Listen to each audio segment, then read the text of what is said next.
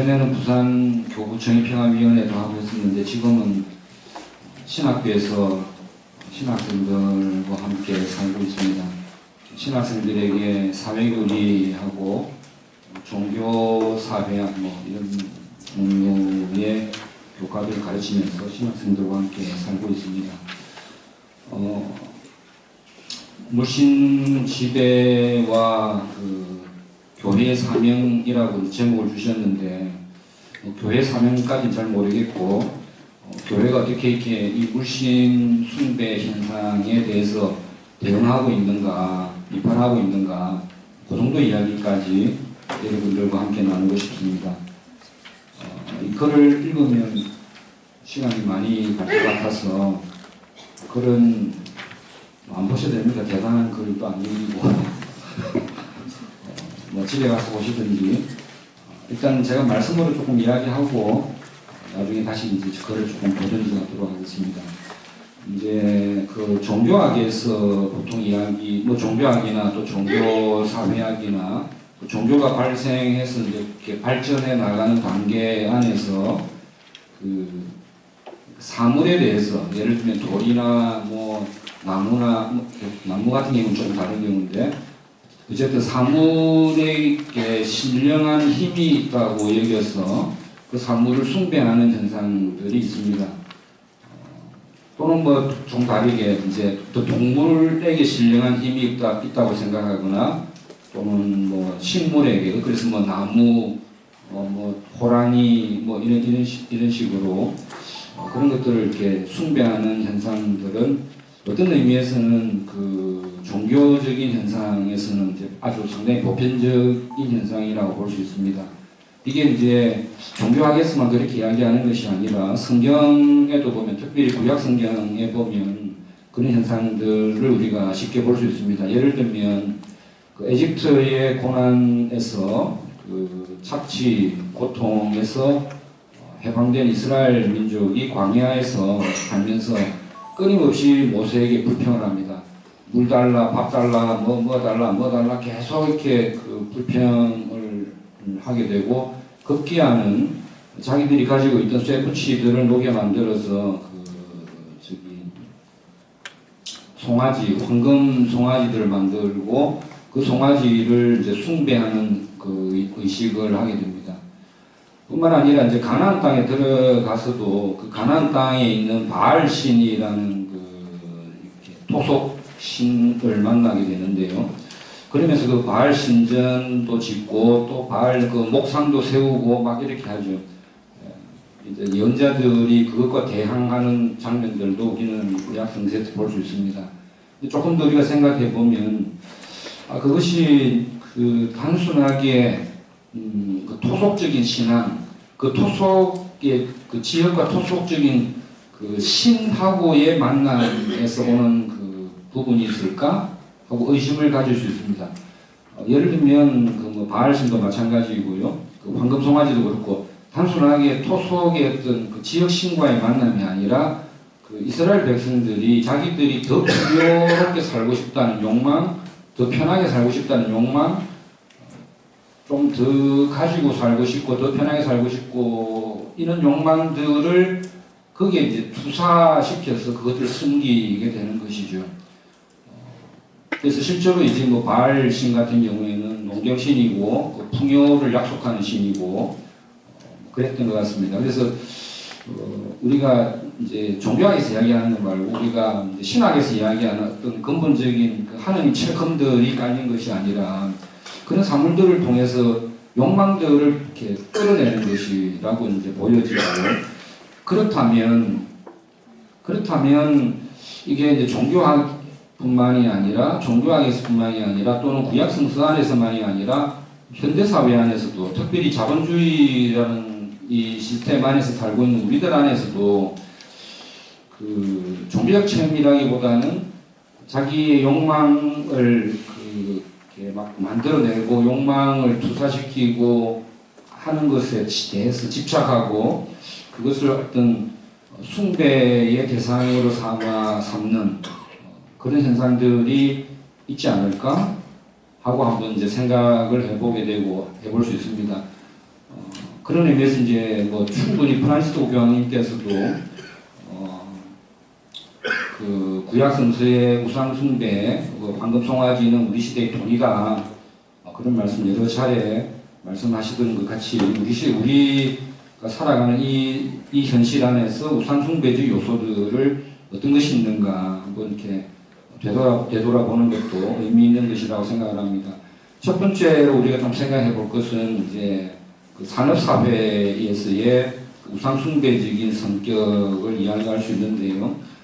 이미 우리는 이제 오늘날 우리는 이제 후기 산업사회에 살고 있습니다. 또는 뭐 탈산업사회, 뭐 후기 산업사회 뭐 비슷한 이야기인데 이제 산업사회는 그 인간의 노동으로 어떤 생산물들을 만들어서 그것을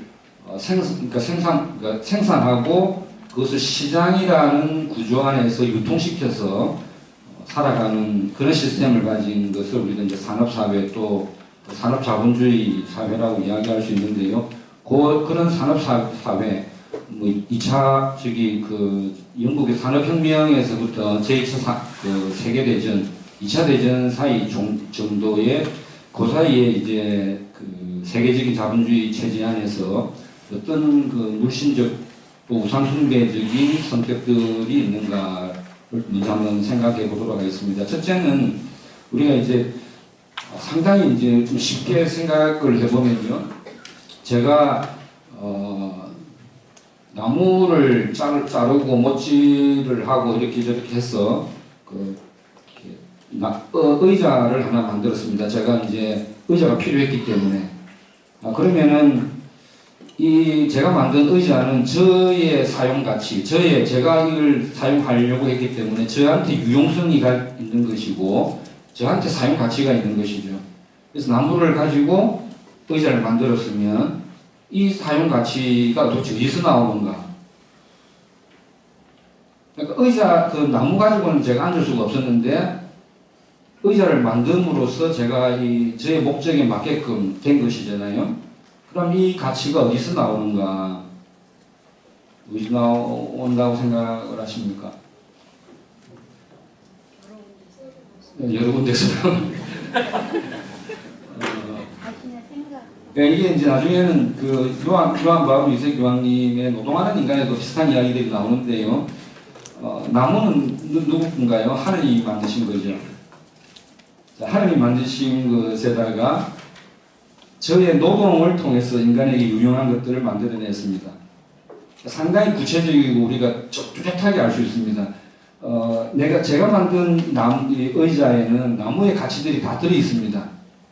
나무의 가치들이 들어있고, 그러나 나무가 아니라 의자가 된 것은 저의 노동으로 이루어진 것이죠. 상당히 구체적이고 뚜렷하게 우리가 볼 수 있습니다. 근데요, 이게 이제 시장 안에 들어가서 물물 교환을 하게 되면 의자 하나 하고요, 쌀 한 말하고 바꾸게 되면은 쌀 한 말도 마찬가지죠. 쌀이 되기까지 인간의 노동이 있는 것인데 이게 이제 저는 저의 사용 가치 때문에 내가 이걸 이용하려고가 아니라 저 사람이 이용하도록 저 사람에게 유용성이 있도록 만들기 때문에 또는 쌀을 만드는 사람은 자기의 사용 가치가 아니라 타인의 사용 가치를 위해서 만들어내기 때문에 이것들이 교환하는 과정에서 인간의 구체적인 노동이라는 것을 우리는 잊어버리게 됩니다.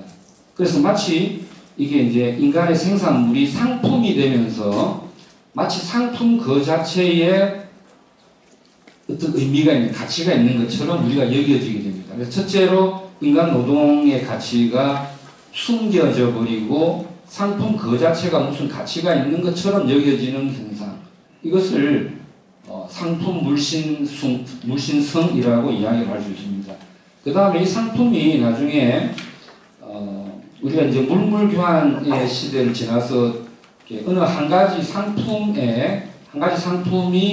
기준으로 정해져서 모든 상품들을 교환할 수 있는 그 기준 그 화폐의 역할을 하게 됩니다. 그것이 이제 예를 들면 쌀이 될 수도 있고요. 나중에 시간이 지나면은 그 규준품들이 됩니다. 되게 금 같은 경우들이 되는데요. 영국의 그 화폐 단위들도 사실은 처음에는 은과 금의 무게를 나타내는 것입니다. 1파운드 이것은 이제 무게를 나타내는 것이었죠. 그게 이제 돈 이름이 되어버린 건데, 근데 이 하나의 그 상품이 인간 노동 생산물이 상품이 되고, 그리고 이 상품 중에 어느 하나의 상품이 그 가치를 나타내는 척도가 될 때, 화폐의 역할을 하게 될 때 우리는 화폐라고 하는데, 이 화폐가 마치도 그 자체로 모든 다른 물건들을 교환할 수 있는 힘이 있는 것처럼 여겨지게 됩니다. 이걸 우리는 화폐의 물실성이라고 이야기를 합니다. 그리고 이 화폐가 마지막에 자본으로 전환해 가는데, 자, 이 화폐를 가지고 내가 이제 사업을 시작을 했습니다. 이래가지고는 사업을 시작을 했는데, 이 사업을 시작할 때도 마찬가지로 제가 의자를 만들 때와 마찬가지인데요. 사업을 시작했는데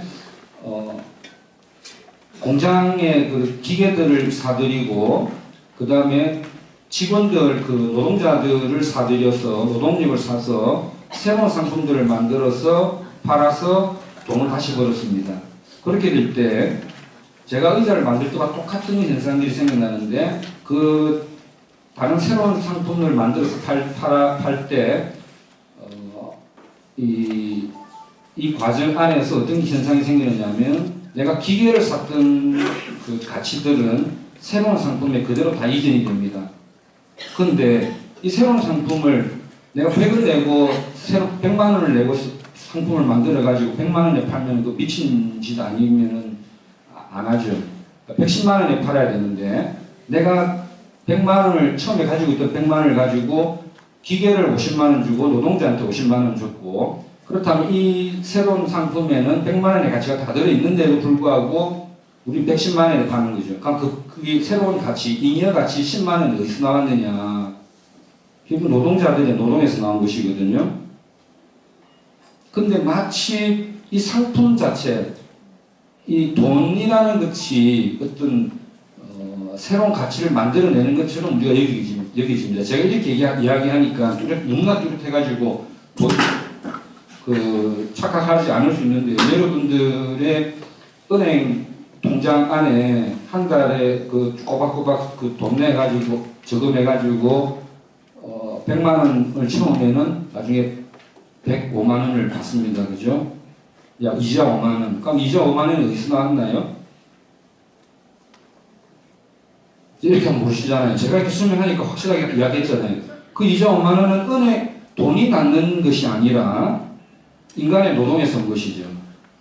근데 우리 그것을, 이게 마치 자본이라는 게, 돈이라는 것이 새로운 잉여 가치를 낳는 것으로 우리가 생각해 버립니다. 그래서 이게 이제 상품, 화폐, 자본이 스스로 전개해 나가면서 마치 자본이라는 것이 자기 잉여 가치를 자기가 낳는 것처럼 여겨지는 현상. 이것을 우리는 물신성이라고 하고, 물신성이라는 하죠. 그래서 우리는 인간의 노동에 대한 가치보다는 이제 돈만 가지고 있으면 모든 것을 다 할 수 있다라는 가치관, 우리 자체들이 바뀌게 됩니다. 이것이 이제 산업사회 안에서 학자들이 분석한 물신 숭배 현상이라고 볼 수 있습니다. 그런데 이제 2차 세계대전이 끝나면서요, 이제 이 자본주의 사회가 새롭게 좀 바뀌게 됩니다. 처음에 제가 말씀드릴 때는 우리가 상품을 생산해낼 때 나의 사용 가치를 위해서 나에게 유용성이 있는 걸 만들거나 아니면은 타인의 유용성을 위해서 만들게 됩니다. 그런데 이제부터는 너무 입에 입술 제2차 바티칸 공회가 아니라 이제 세계대전이 끝난 이후에는 이 인간이 만들어내는 기술과 과학이 발전함으로써 상품들이 엄청나게 쏟아져 나옵니다. 이제부터는요, 세계적으로 우리나라는 뭐 한 1990년 이제 넘어서 그렇게 되는데요. 이제부터 문제는 만드는 게 문제가 아니라 파는 게 문제가 됩니다. 자동차를 만드는 게 문제가 아니라 자동차를 파는 게 문제가 되는 것이죠. 이때부터 이제 이 상품이라고 하는 것은 나의 사용 가치를 위해서 또는 타인의 사용 가치를 위해서 만들어지는 것이 아니라 다른 가치를 만들어내게 됩니다.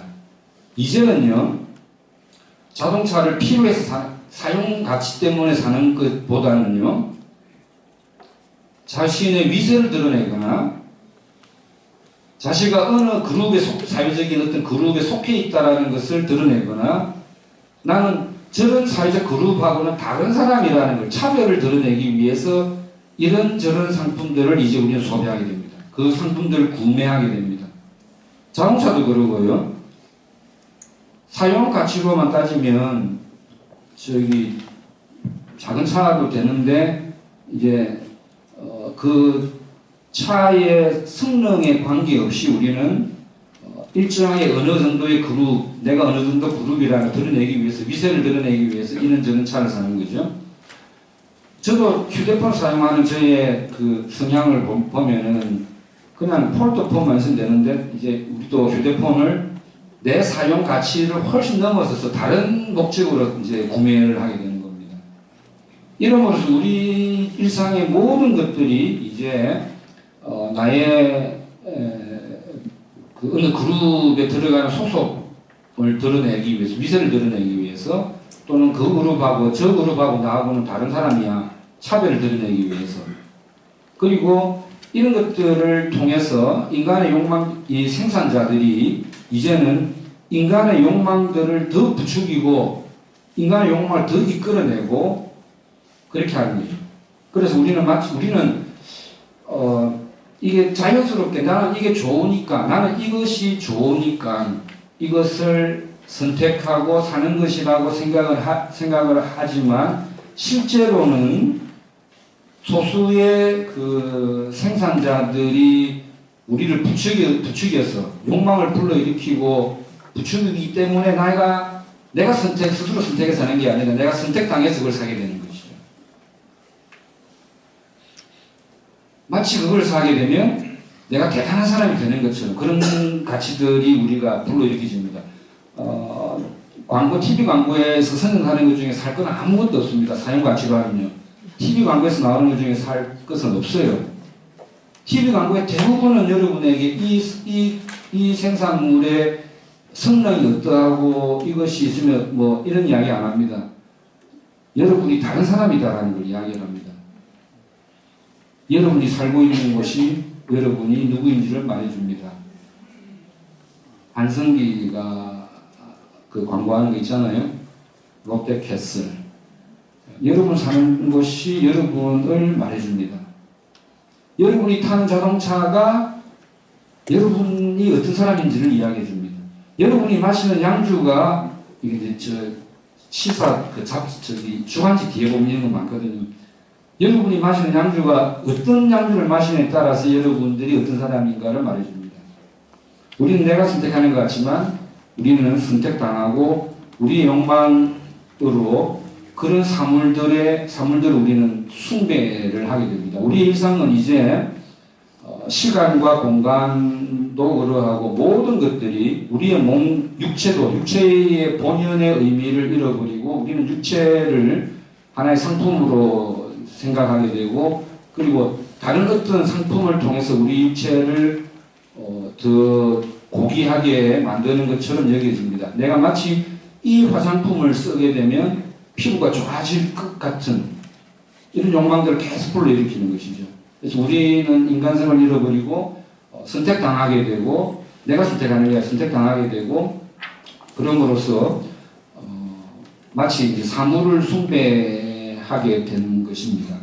이것이 이제 더 심하게 되어버리면요. 어떤 현상까지 나느냐면 에너지, 무기 이런 것까지 이제 이런 그 생각에 속아 넘어가게 됩니다. 핵무기 가지면은 안전하고 평화롭게 될 거라는 그런 욕망들을 자꾸 불러일으키는 것이죠. 아까 오다 보니까 어떤 할아버지들께서 주변에 원전 아직도 반대하느냐 막 이렇게 듣던데 원전이 있으면 이제 우리 에너지 문제가 될 것 같이 그런 욕망들을 내가 결국은 이게 내 편하게 살고 싶은 것이거든.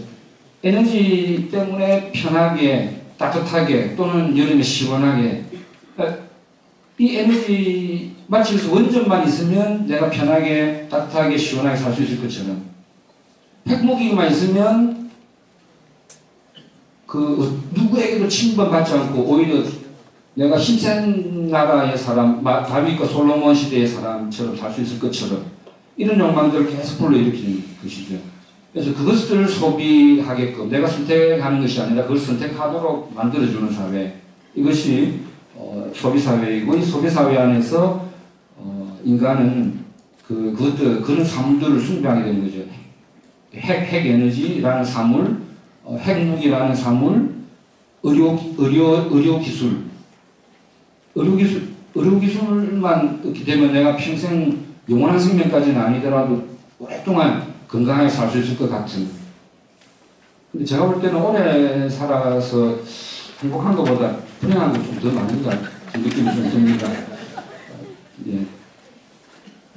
이렇게 이제 사람은 인간성 자체가 이런 소비 사회 안에서 이렇게 바뀌게 되고, 그럼으로써 나의 일상과 인간의 일상들이 바뀌게 돼요. 시간과 공간이 바뀌게 됩니다. 우리는 이제 언제 어디서든 쇼핑을 하게 되죠. 휴대폰을 통해서 컴퓨터에 앉아서 TV를 켜면서 내 일상들이 완전히 바뀌게 됩니다.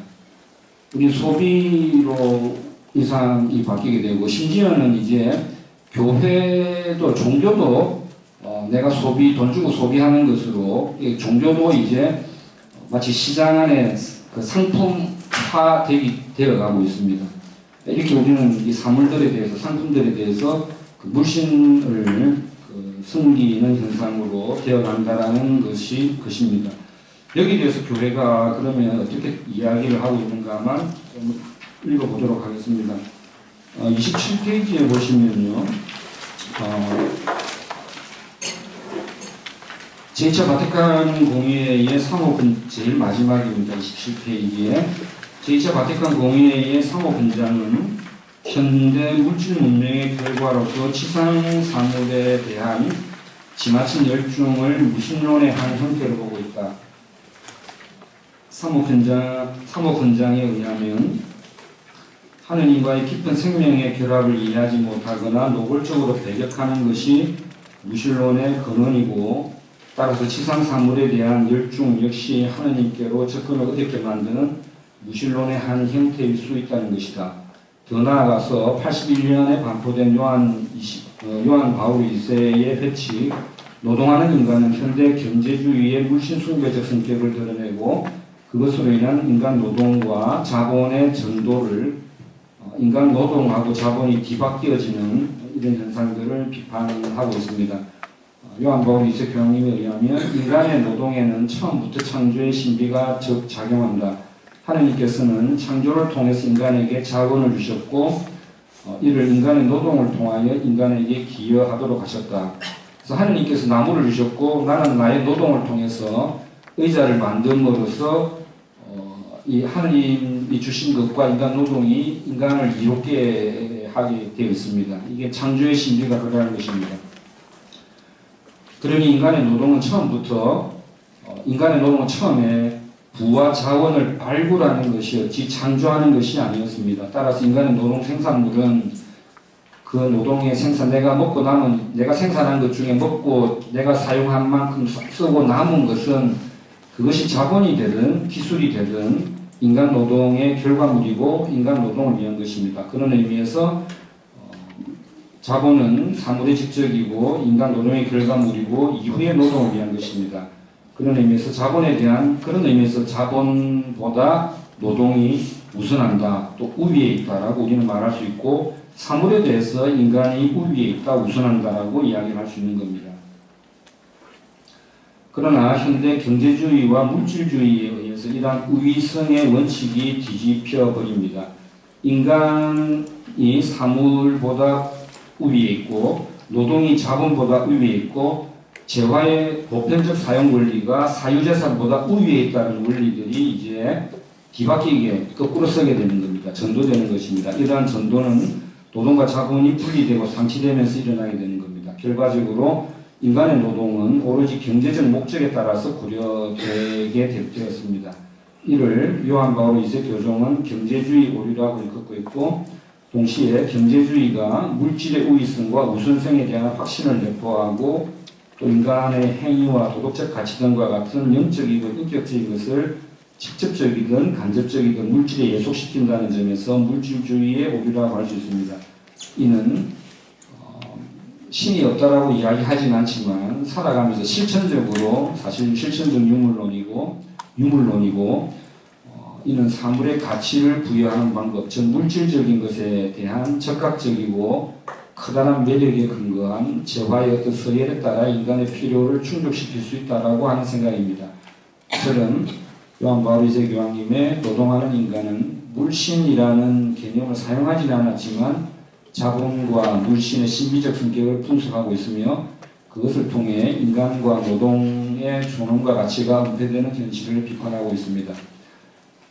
교회 문헌들은 자본주의의 물신 숭배적 성격의 가장 깊은 뿌리는 결국은 인간학적 문제라고 파악하고 있습니다. 요한 바오로 2세는 우리 오늘날 현대사회의 우상숭배는 돈, 이데올로기, 계급, 기술공학에 대한 우상숭배라고 가르치며 이는 가장 근본적으로 인간의 태도, 즉 이득을 위해 무엇이든 소모하는 욕망과 권력에 대한 욕망에서 나오는 것이라고 파악합니다. 따라서 그리스도교 신자 개개인이 자기 자신과의 관계, 이웃과의 관계, 그리고 멀리 떨어진 인간 공동체의 관계에 나아가서는 자연과의 관계를 바꿀 것을 촉구하십니다.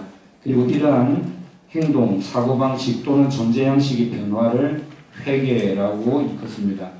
프란시스코 교황님 역시 찬미바드소서에서 강박적인 소비주의가 가져다주는 기후변화와 생태적 파괴에 맞서서 생태적 회개를 호소하고 계십니다. 프란시스코 교황님은 소비주의와 생태 파괴의 배후에는 경제와 기술의 공모, 즉 기술 관료적 패러다임이 자리 잡고 있다고 비판합니다. 이는 과학기술이라고 하는 것이 객관적인 것이 아니라 객관적이거나 중립적인 것이 아니라 사회적인 구성물임에도 불구하고 마치 과학기술은 가치 중립적이라는 믿음 아래 기술의 힘, 더 근원적으로 인간의 힘으로 제약 없는 성장과 진보를 이룰 수 있다는 신념이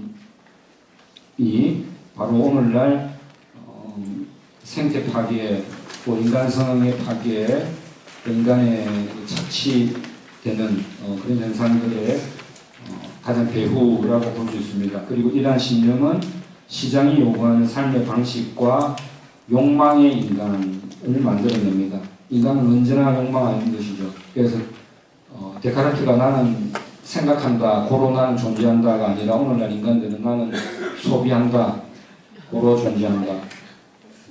나는 욕망한다, 고로 존재한다가 되죠.